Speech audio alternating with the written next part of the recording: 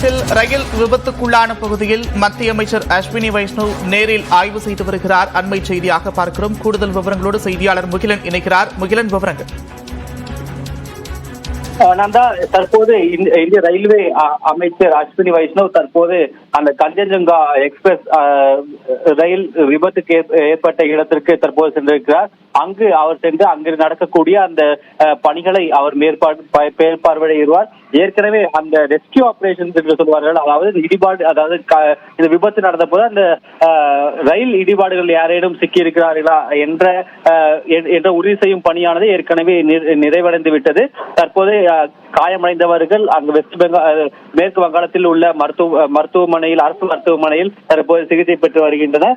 அதே போல உயிரிழந்தவர்களும் அதே மருத்துவமனைக்கு தான் அவர்கள் எடுத்து செல்லப்பட்டிருக்கின்றனர். இப்படி இருக்கக்கூடிய சூழ்நிலையில் அங்கு அந்த ரயில்களை அப்புறப்படுத்தும் பணியில் தற்போது ஊழியர்கள் ஈடுபட்டு வருகின்றனர். அதை ரயில்வே அமைச்சர் மேற்பார்வையிடுவார்.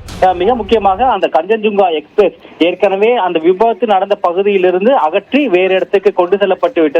தற்போது அந்த சரக்கு ரயிலை மட்டும் அப்புறப்படுத்துவதற்கான பணிகள் தற்போது நடைபெற்று வருகிறது.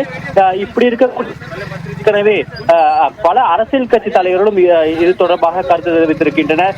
மமதா பானர்ஜி அந்த விபத்து நடந்த இடத்திற்கு செல்லவில்லை என்றாலும் அவர் ஊடகங்களை சந்தித்தார். அவர் மத்திய அரசுக்கு தனது கடிதத்தை பதிவு செய்திருக்கிறார். அதே போல ரயில்வே அமைச்சர் தனது துறையில் கொஞ்சம் முக்கியத்துவத்தை காட்ட வேண்டும் என்றும் ஒரு கோரிக்கையை முன்வைத்திருக்கிறார். அதே போல காங்கிரஸ் கட்சி தலைவர் மல்லிகார்ஜுன கார்கேவும் இந்த விபத்தை நாடாளுமன்றம் கூடும் போது இதை ஒரு பிரச்சனையாக எழுப்புவோம் என்றும் தெரிவித்திருக்கிறார். நந்தா, நன்றி முகிலன், விரிவான விவரங்களுக்கு.